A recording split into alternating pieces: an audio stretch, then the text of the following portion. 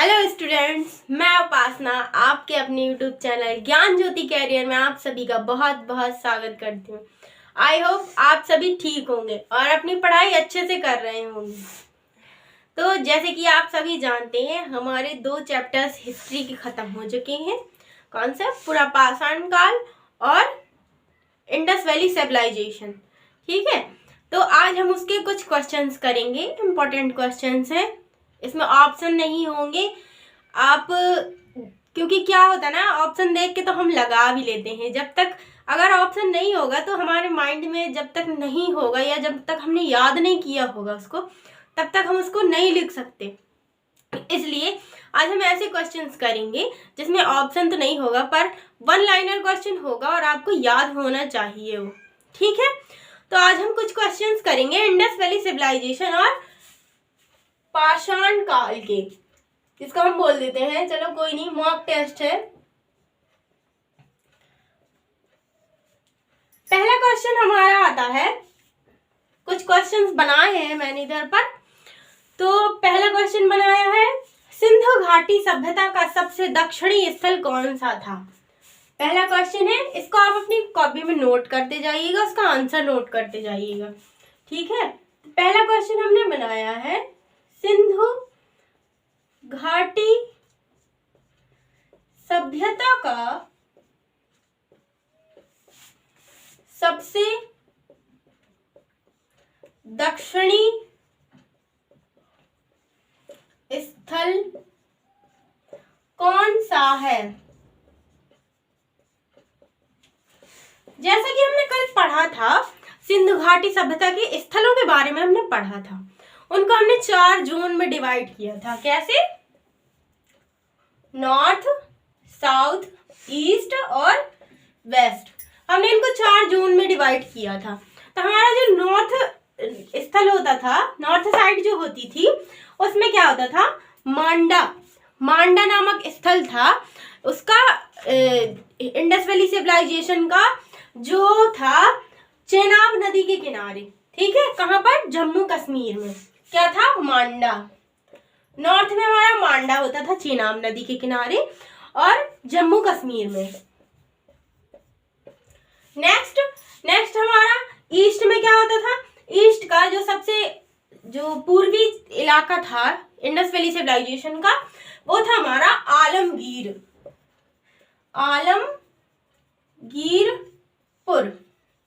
ये कहाँ पर था? ये अभी वर्तमान में उत्तर प्रदेश में है। ठीक है, और ये हिंडन नदी के किनारे पर है। कौन सी? हिंडन नदी के किनारे। ठीक, नेक्स्ट आता है हमारा वेस्ट एरिया। वेस्ट में हमारा होता था सुत्का गैडोर। क्या? सुत्का गैडोर, जो अभी वर्तमान में पाकिस्तान के बलूचिस्तान प्रांत में है। ठीक है, ये है हमारा सुत्का गैडोर। सबसे लास्ट आता था हमारा साउथ का एरिया। साउथ में हम क्या बोलते थे? ये जो सबसे, जैसे हमने इसको 4 जोन में बांटा, साउथ में सबसे लास्ट में था हमारा, अभी वर्तमान में है, दैमाबाद, महाराष्ट्र में। कहां पर? दैमाबाद, महाराष्ट्र में। यह प्रवरा नदी के किनारे पर है, जो गोदावरी की सहायक नदी है। ठीक है, तो हमने ये क्वेश्चन जान लिया। सिंधु घाटी सभ्यता का दक्षिणी स्थल कौन सा था? हमारा दैमाबाद, महाराष्ट्र में है वर्तमान में। तो ये हमारा दक्षिणी स्थल है वर्तमान में। ठीक है, तो अब हम नेक्स्ट क्वेश्चन करेंगे। नेक्स्ट क्वेश्चन क्या है, इसको आप नोट कर लीजिएगा क्वेश्चन को। नेक्स्ट क्वेश्चन बनता है हमारा, हड़प्पा और मोहनजोदाड़ो को जुड़वा राजधानी किसने कहा था? क्वेश्चन लिख लीजिएगा। हड़प्पा और मोहनजोदाड़ो को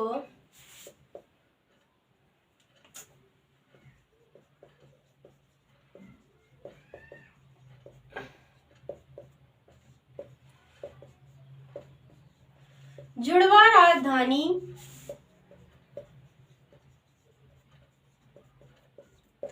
किसने कहा था?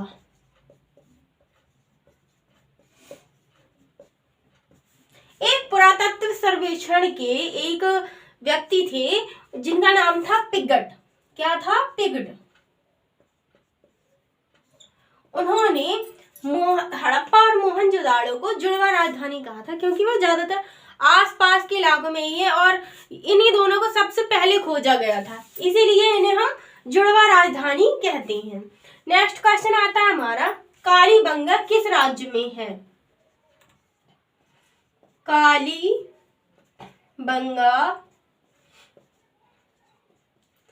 किस राज्य में है?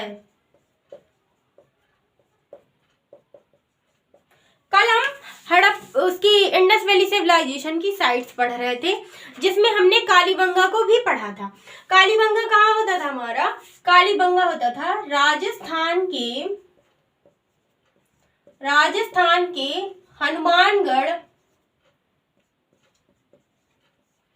जिले में। ठीक है, राजस्थान के हनुमानगढ़ जिले में, हनुमानगढ़। ठीक है, और जो एक चीज और इसकी याद रखिएगा, जो कालीबंगा का मूल नाम था वह था काले रंग की चूड़ियां। कालीबंगा का मूल नाम है काले रंग की चूड़ियां, और यह कहाँ है? घग्गर नदी के किनारे। ठीक है, इसके बारे में इतना याद रखिएगा। यहाँ से हमें कच्ची ईंटों के साक्ष्य मिले थे। ठीक है, और यहाँ पर मिला थे हमें अग्निकुंड, जुते हुए खेत। और हाँ, एक इम्पॉर्टेंट चीज है जिसको याद रखिएगा, यहाँ पर हमें 6 साल के बच्चे की खोपड़ी मिली थी, जिसमें 6 छिद्र थे। यानी कि छोटे बच्चे की खोपड़ी मिली थी जिसमें 6 छिद्र थे। इससे यह पता चलता है कि उस समय पर ऑपरेशन हुआ करते थे। ठीक है, तो इसको याद रखिएगा। अब नेक्स्ट क्वेश्चन आता है हमारा। नेक्स्ट क्वेश्चन क्या है? लोथल किस नदी के किनारे है? ठीक है, तो हम लोथल के बारे में जानेंगे। लोथल किस नदी के किनारे है? ठीक है, लोथल के बारे में हमने कल पढ़ा था कि लोथल जो है वह गुजरात में है। कहां पर है? गुजरात में। गुजरात में भोगवा नदी के किनारे। कहां पर? भोगवा नदी के किनारे, जो साबरमती की सहायक नदी है।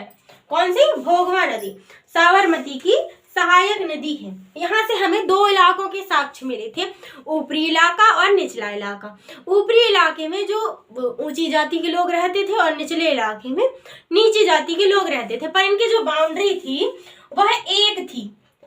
यानी कि इनको जो बांटा गया था वो एक जोन में बांटा गया था। पर हड़प्पा की साइड में हमें जो पता चला था, वहां पर 2 इलाके होते थे, ऊपरी इलाका और निचला इलाका, पर उन दोनों को अलग अलग बाउंड्रीज में रखा जाता था। ठीक है, इसके बारे में हमने इतना जान लिया। अब नेक्स्ट क्वेश्चन क्या आएगा हमारा? नेक्स्ट क्वेश्चन है, मनुष्य स्थायी निवासी कब बना? क्या है? मनुष्य स्थायी निवासी कब बना? तो इसके बारे में हमने पढ़ा था पाषाण काल की क्लास में। इसको नोट कर लिया होगा आपने।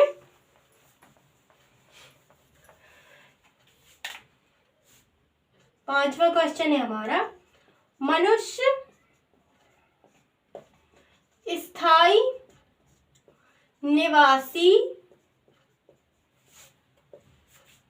कब बना? यानी कि वह घर बनाकर कब रहने लगा, कब वह भोजन की खोज में नहीं भटकता था। किस काल में? हमें पता चलता है कि मनुष्य नवपाषाण काल में स्थायी निवासी बनकर रहने लगा था। ठीक है, यहाँ जब स्थायी निवासी बनकर रहने लगा होगा तो यानी कि वह खेती करना भी सीख गया होगा। ठीक है, यानी कि वह खाद्यान्न उगाना भी सीख गया था इस काल में। ठीक है, तो इसके साक्ष्य हमें कहाँ पर मिलते हैं? हमें इसके साक्ष्य मिलते हैं मेहरगढ़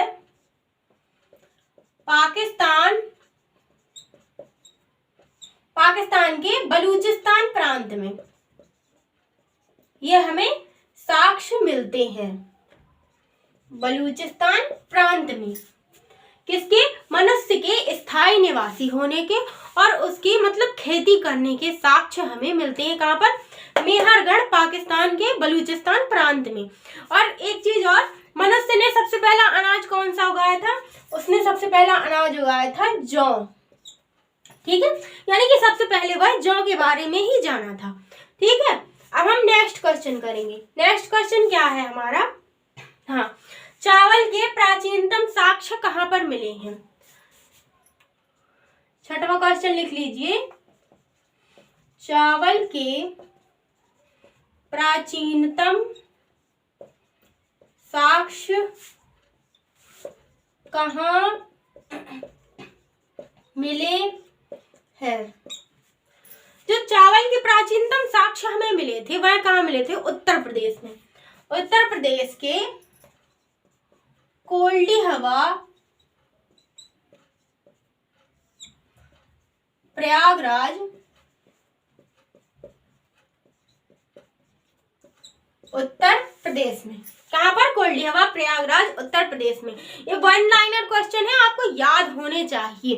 कभी भी एग्जाम में एग्जामिनर पूछ सकता है, उसके मूड का कुछ पता नहीं होता। ठीक है, तो ये इंपॉर्टेंट क्वेश्चन है, इनको लिखते जाइएगा और याद कर लीजिएगा अच्छे से। ठीक है, नेक्स्ट क्वेश्चन हम करते हैं। नेक्स्ट क्वेश्चन क्या है हमारा? भारतीय पुरातत्व के जनक। ठीक है, ये मोस्ट इंपॉर्टेंट क्वेश्चन है, इनमें स्टार लगाते जाइएगा। भारतीय पुरातत्व के जनक कौन है? तो भारतीय पुरातत्व के जनक कौन है? हमने याद किया था इसके बारे में। हमने जाना था कि भारतीय पुरातत्व के जनक हैं जो, वह है अलेक्जेंडर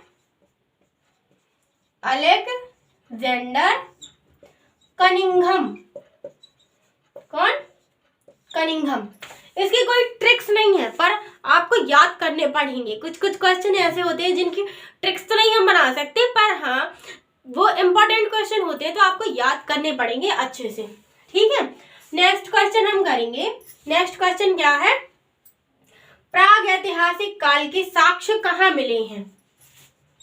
प्राग ऐतिहासिक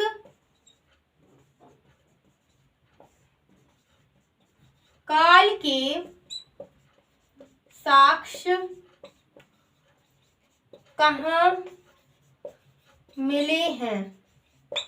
जो प्राग ऐतिहासिक काल के साक्ष्य हैं, हमने उस दिन पढ़ा था इसके बारे में। हमें कहाँ से मिले थे? भीमबेटका से। भीमबेटका रायसेन कहाँ पर है? भीमबेटका एक गुफा है जो रायसेन मध्य प्रदेश में है। कहाँ पर है? रायसेन मध्य प्रदेश में। कहाँ से मिले थे हमें? भीमबेटका गुफा रायसेन मध्य प्रदेश में है जो। ठीक है, यहां से हमें प्राग ऐतिहासिक काल के साक्ष्य मिले थे। क्या मिला था हमें? यहाँ पर हमें शैल चित्र मिले थे। गुफा के अंदर हमें शैल चित्र मिले थे। जिन प्राग ऐतिहासिक काल में क्या होता था, हमें पुरातात्विक साक्ष्य मिलते थे, पर हमें लिखित साक्ष्य इसके नहीं मिले थे, इसलिए हम इसे प्राग ऐतिहासिक काल कहते थे। तो इसके साक्ष्य मिले थे हमें कहाँ पर? भीमबेटका की गुफा में। अब हम करेंगे नेक्स्ट क्वेश्चन, इसको लिख लीजिए आप। अब हम करेंगे अगले क्वेश्चन। नेक्स्ट क्वेश्चन क्या है हमारा? भारत में मानव के पाए जाने के सर्वप्रथम साक्ष्य। लिखिए, भारत में मानव के सर्वप्रथम साक्ष्य, यानी कि मानव सर्वप्रथम कहां पर रहते थे। इसके साक्ष्य हमें कहां से मिले हैं? नर्मदा घाटी से। कहां से? नर्मदा घाटी से हमें इसके साक्ष्य मिले हैं कि मानव यहाँ पर सर्वप्रथम रहता होगा। ठीक है, नेक्स्ट क्वेश्चन आता है हमारा।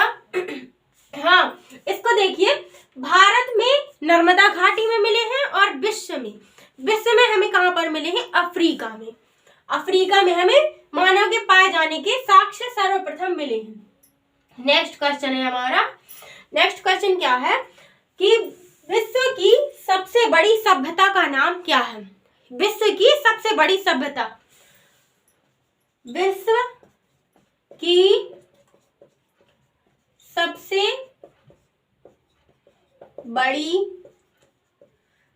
सभ्यता कौन सी है?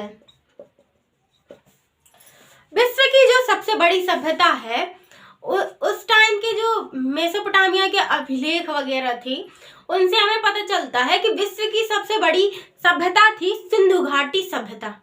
ठीक है, उस टाइम पर काफी सारी सभ्यताएं होती थी, जैसे मिस्र की सभ्यता है।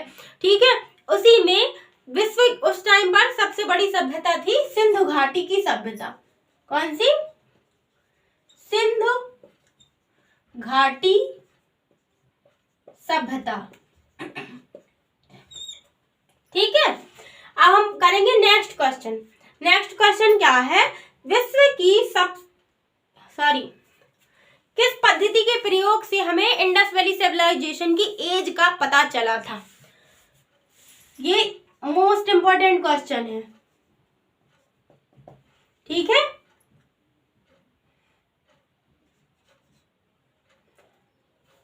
किस पद्धति से इंडस वैली सिविलाइजेशन की एज का पता चला था? तो जब हम इसको पढ़ रहे थे तब हमने पढ़ा था कि इंडस वैली सिविलाइजेशन कब से कब तक थी? 2350 ईसा पूर्व से 1750 ईसा पूर्व तक। कब तक थी? 2350 ईसा पूर्व से 1750 ईसा पूर्व तक थी हमारी इंडस वैली सिविलाइजेशन। तो हमने किस माध्यम से इसको पता किया था? हमने पता किया था C14 पद्धति से। किससे? C14 पद्धति से। इसको हम क्या कहते हैं? इसको हम कहते हैं कार्बन डेटिंग पद्धति। इसको क्या कहते हैं? कार्बन डेटिंग पद्धति। जिससे हम इसमें क्या करते हैं हम कि उस समय की जो वस्तुएं होती हैं उसमें प्रयोग करके इसकी एज का पता लगाया जाता है। ठीक है, इतना हो गया। अब हम नेक्स्ट क्वेश्चन करेंगे। नेक्स्ट क्वेश्चन कौन सा हमारा? 12वां।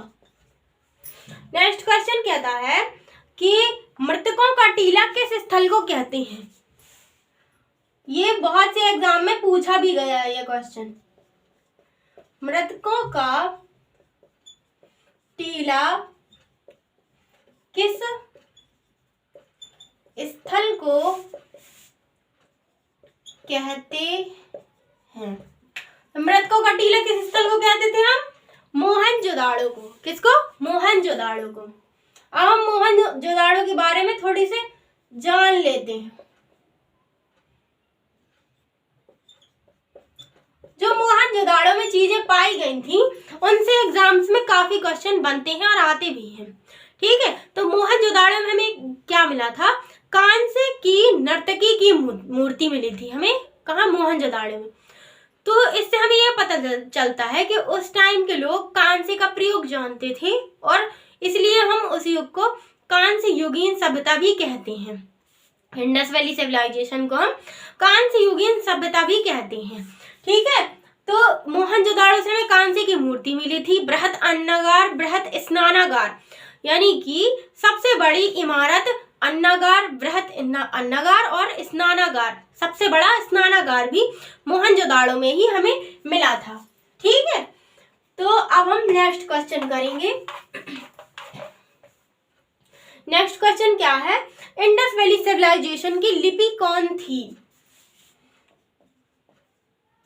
यानी कि सिंधु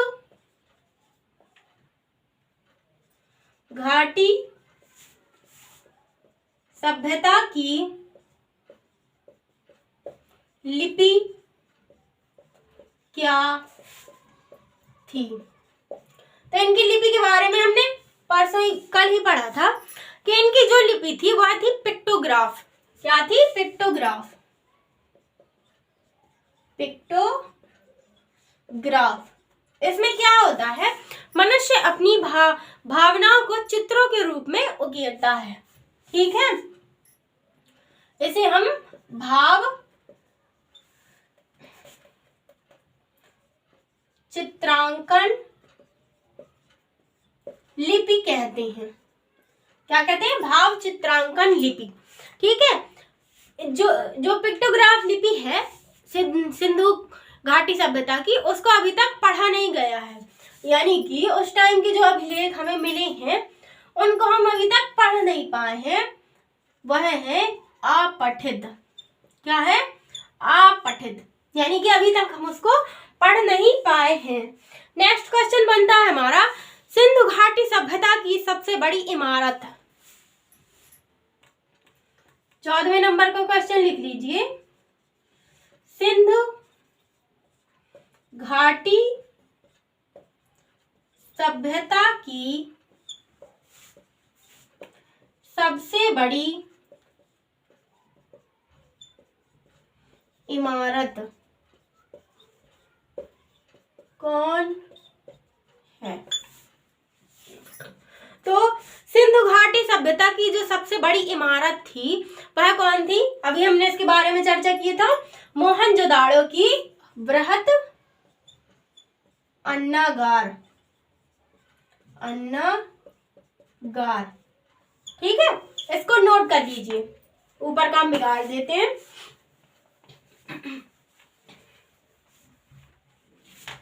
नेक्स्ट क्वेश्चन करिए कि भारत में जो ये वाला हो गया, नहीं, नेक्स्ट क्वेश्चन हमारा आएगा कि भारत में जो सबसे बड़ी स्थल है वर्तमान में कौन सा है? 15वां क्वेश्चन है, वर्तमान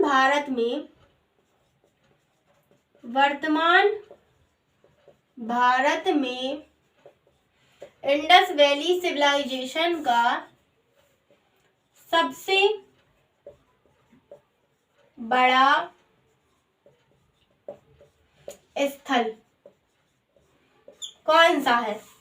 भारत में जो अभी वर्तमान में मौजूद है वह सबसे बड़ा स्थल कौन सा है? राखीगढ़। कौन सा है? राखीगढ़। राखीगढ़ी।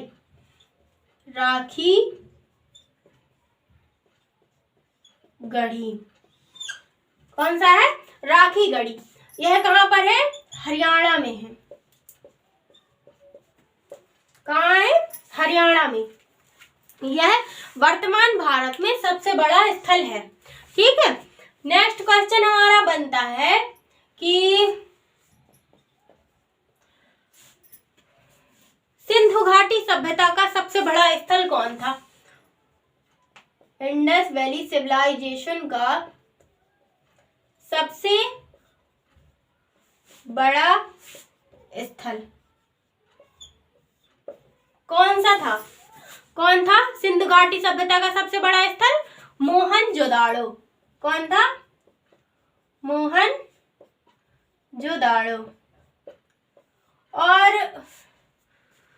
और एक क्वेश्चन बनता है हमारा, कुछ इंपॉर्टेंट क्वेश्चंस हैं। हाँ, धौलावीरा का मूल नाम यानी धौलावीरा का अर्थ क्या होता है? सफेद कुआं। क्या होता है? सफेद कुआं। उसके नाम से ही पता चलता है कि वहां पर उन्नत जो जल व्यवस्था थी वह सबसे ज्यादा अच्छी जल व्यवस्था थी। कहाँ की? धौलावीरा की। अब एक लास्ट क्वेश्चन है, वह आपके लिए होमवर्क है। कौन सा है? Last question. 14th world heritage site यानी कि विश्व विरासत स्थल, विश्व विरासत स्थल कौन सी है? ठीक है, यह क्वेश्चन आपको होमवर्क में करना है। ठीक है, विश्व विरासत स्थल इसको कौन बना, मतलब इसमें कौन नाम देता है इसके? यूनेस्को। यूनेस्को एक संस्था है जो विश्व विरासत स्थल को चुनती है। ठीक है, तो 14 नंबर की विश्व विरासत स्थल कौन सी है भारत में, इसका हमें बताना है। ठीक है, ये आपका होमवर्क का क्वेश्चन है। अब हम नेक्स्ट वीडियो में मिलेंगे कौन से टॉपिक के साथ? वैदिक सभ्यता। वैदिक सभ्यता के साथ अब हमारा नेक्स्ट टॉपिक होगा, उसको आप एक बारी पढ़ लीजिएगा बुक से, और उसके कुछ इम्पोर्टेंट पोर्शंस को हम करेंगे और उसको लिखेंगे, नोट करेंगे और याद करेंगे अच्छे से। ठीक है, आज का आपको सेशन अच्छा लगा होगा और आपने क्वेश्चंस को एंजॉय किया होगा। हाँ, ये इम्पोर्टेंट क्वेश्चंस हैं। ठीक है, और इसको अच्छे से याद कर लीजिएगा आप लोग, आपके एग्जाम के पॉइंट ऑफ व्यू से बहुत इम्पोर्टेंट ही है। तो आज के लिए बस इतना ही। आपको सेशन अच्छा लगा हो तो चैनल को लाइक करिएगा, सब्सक्राइब करिएगा और वीडियोस को ज़्यादा से ज़्यादा अपने दोस्तों तक शेयर करिए। आप लोग शेयर नहीं करते हैं, जब तक आप शेयर नहीं करेंगे तो हम आपके लिए नए नए सेशंस बहुत कम ही ला पाएंगे। इसको बनाने में बहुत मेहनत लगती है और इम्पोर्टेंट क्वेश्चन को भी ढूंढना, उनको लिखना, उनको आपको समझाना, उसके पहले भी हमें बहुत पढ़ना पड़ता है। ठीक है, तो आप लोगों से इतनी आशा है कि ज़्यादा से ज़्यादा शेयर करेंगे और चैनल को सब्सक्राइब करेंगे। तब तक के लिए मिलेंगे अगले वीडियो में। ठीक है, कौन से? वैदिक सभ्यता वाले टॉपिक के साथ। तब तक के लिए नमस्कार।